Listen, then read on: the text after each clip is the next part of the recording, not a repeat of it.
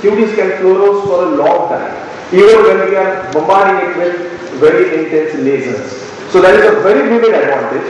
The second advantage is that they can go inside a parasite, they can go inside a cell, and then the cell is still alive. The cell is metabolizing. It lives, it multiplies, everything can go on, and the cuties can be safely inside the body of the parasite. So we can very easily see how it interacts with other cells, because we can put other cuties in some cells and let it, for example, into trypanosomes. We can give it here, we can stain one. We can use one QD to stain a particular trypanosome, and we can use another QD to stain the cells, for example, the cells, medium cells of Redwood bug, for example. We can stain that and see how they interact with each other. This is possible with QD.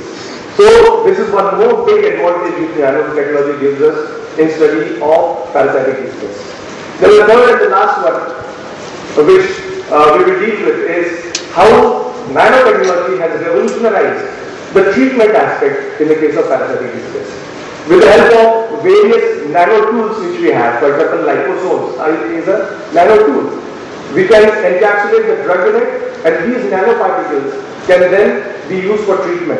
We have drugs which are available today which use nanotechnology. I will be dealing with that also in some time to come. So these drugs, because of their small size, they can go through the liver, they can go through the spleen, and the phagocytes just don't eat them. Because for phagocytes to phagocytose, you need to have a particular size of the object. But here the size is so small that they have a shortcut, they go without going inside the phagocytic cell. So these are four things which I will elaborate. The first, I will revise it again. The first one was the nanoscope, the microscope, which was very important for us, that is atomic force microscope. The second one was utilization of atomic force microscope for its use as optical tweezers to see the force of various bondings, to see the force of attachment, to see the force of movement that can be calculated with the help of optical tweezers.